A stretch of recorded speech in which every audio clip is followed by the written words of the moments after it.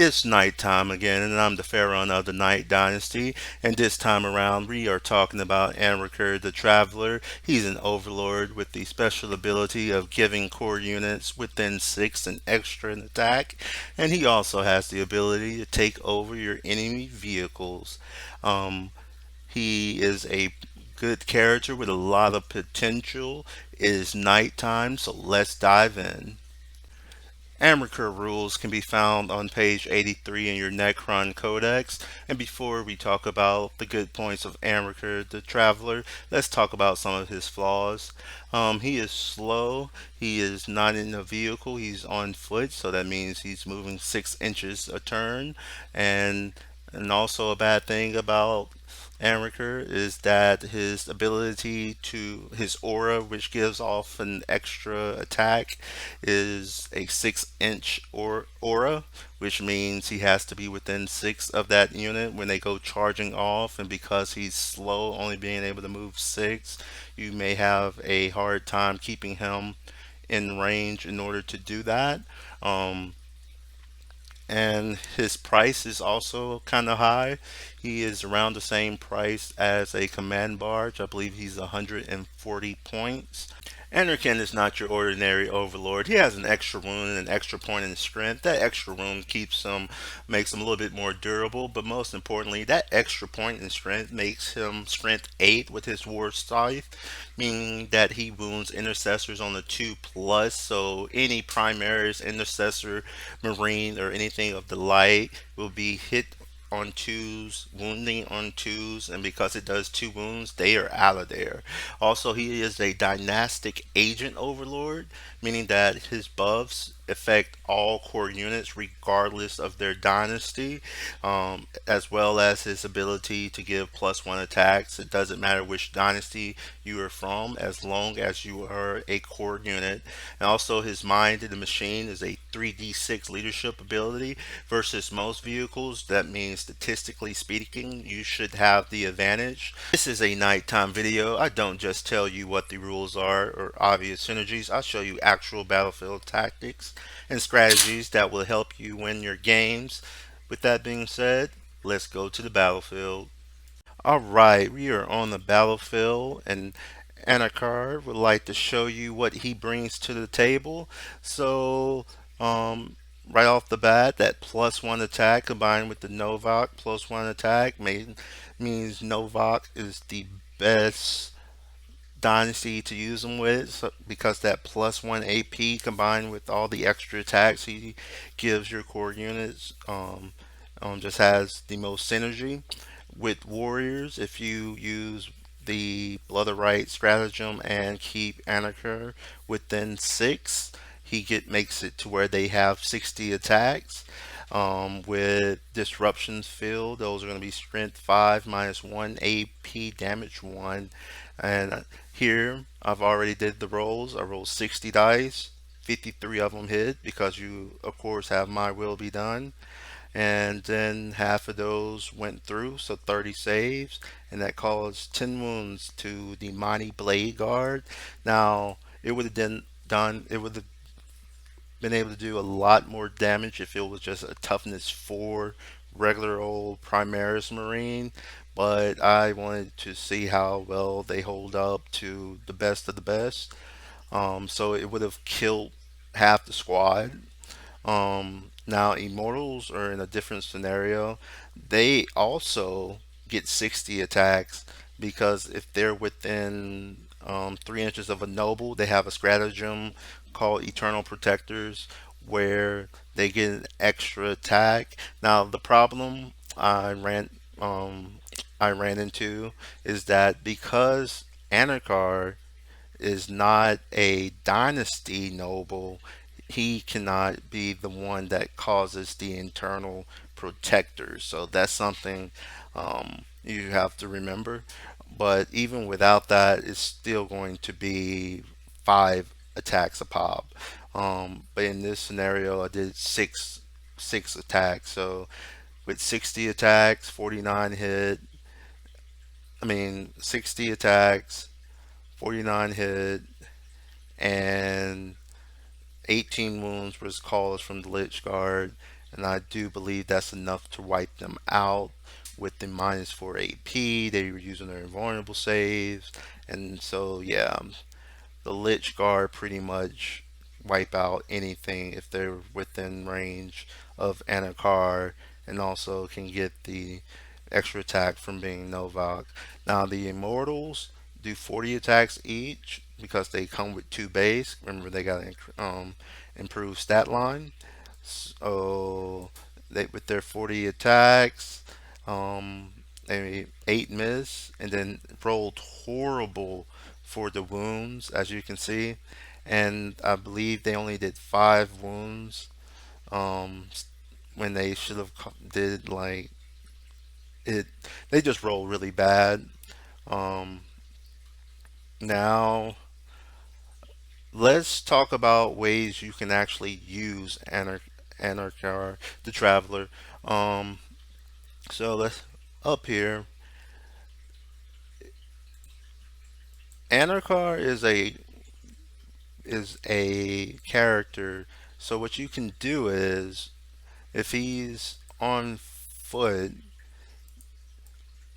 you can put him in a transport, be a night scythe or ghost arc. If you are not using Novak and you're using expansion, the relentless expansionist, you can start him off in a ghost arc, and then that free 6 inches that he can get out first turn, 3 inches, move six. Then you can also advance him another d6, so he can get pretty far on the board. And then you can use a Veil of Darkness combo to move like your warriors or your immortals to a situation to where they can shoot. In this scenario, you can move them to where you, let's say you teleport in your um you teleport this guy here, then you bring your warriors with you. You shoot at this unit, and then you do all your melee at this unit, and you make sure Anarchar is there by having him get out of a transport and then moving him 6 inches deep with a d6, so he can basically be pretty far up the field if you use Relentless Expansionist. That's one way to do it. Or you can just remember you can put them inside of a vehicle. If you have a Ghost Arc without any one in it, you can advance it. I believe the speed of a Ghost Arc is pretty fast. I believe Ghost Arcs can go up to like 12. So if you wanted to, you can move a Ghost Arc 12 inches, and then second turn, when second turn comes around, when you use your Night Scythe and Lich Guard easy charge combo, you can easily put him in a situation to where he can top out of the Ghost Arc and be within range of the Lich Guard so that they may charge and get the bonus from the Traveler.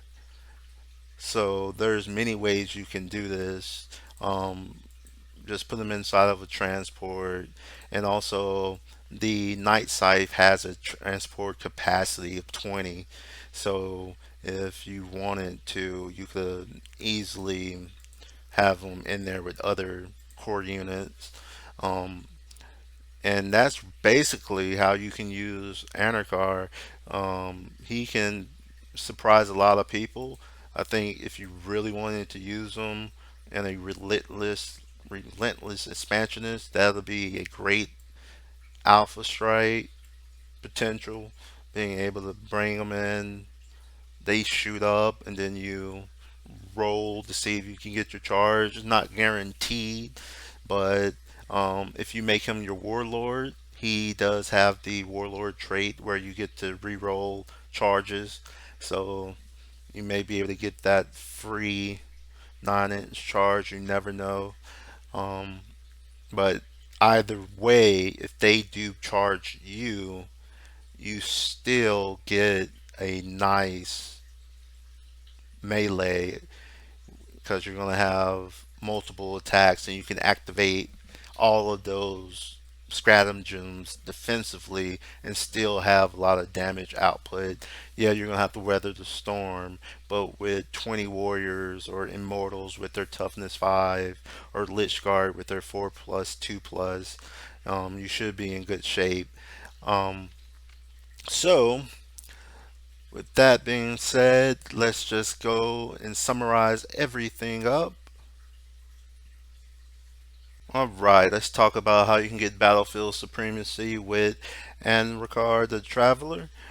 Just remember that he can use My Will Be Done, and his relentless march works on any dynasty.